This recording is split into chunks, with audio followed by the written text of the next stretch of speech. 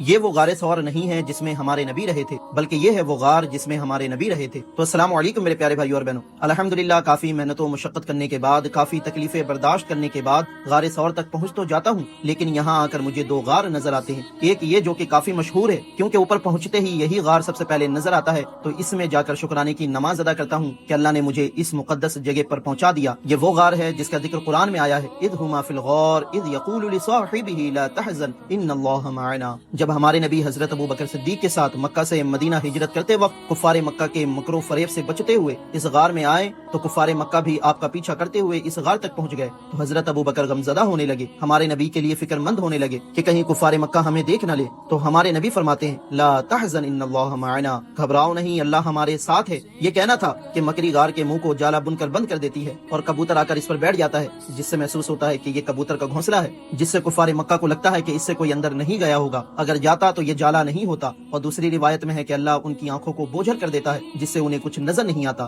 تو وہ لوگ واپس چلے جاتے ہیں۔ اور ہمارے نبی یہاں 3 دن رہ کر حضرت ابو بکر کے لیے اور ہم جیسے عاشقوں کے لیے عید کا دن بنا کر چلے جاتے ہیں کہ ان جگہوں پر جانا جن جگہوں کو ہمارے نبی سے نسبت ہے، یہ ہم عاشقوں کے لیے کسی عید کے دن سے کم نہیں ہے۔ تو جیسے اس غار سے باہر نکلتا ہوں کہ ایک بدو عربی یعنی دیہاتی عربی جو کہ یہیں رہتے ہیں، وہ مجھے اس غار سے اس غار کے پاس لے جاتے ہیں، اور عربی میں کہتے ہیں کہ یہ ہے وہ غار جس میں ہمارے نبی حضرت ابو بکر کے ساتھ رہے تھے۔ اور جب میں اس کے اندر جاتا ہوں تو اس غار سے کئی زیادہ روحانیت اس غار میں محسوس ہوتی ہے، اور جب میں اس میں اللہ کا ذکر کرنے بیٹھتا ہوں تو مجھ پر وجد طاری ہو جاتا ہے، اور یہ غار دیکھ کر ایسا لگ بھی رہا تھا کہ یہی وہ غار ہو سکتا ہے جس میں ہمارے نبی رہے ہوں گے، کیونکہ یہ غار کافی اندر ہونے کے ساتھ ساتھ باہر سے دیکھنے پر پتہ بھی نہیں چل رہا تھا کہ اس کے اندر کوئی ہو سکتا ہے۔ تو چھپنے کے لیے اس غار سے یہ غار ہر اعتبار سے زیادہ بہتر لگ رہا تھا، اور دونوں غار کی زیارت کرنے کے بعد میرا وجدان یہی کہہ رہا تھا کہ یہ وہ غار ہے جس میں ہمارے نبی حضرت ابو بکر کے ساتھ رہے ہوں گے۔ اگر یہاں تک آتے ہیں تو دونوں غار کی زیارت کر کے جایا کریں، کیونکہ یہی وہ چند مقدس مقامات ہیں جو ہمارے نبی کے زمانے میں جیسی تھی آج بھی ویسی ہی ہے، اور یہاں کی ہوا اور مٹی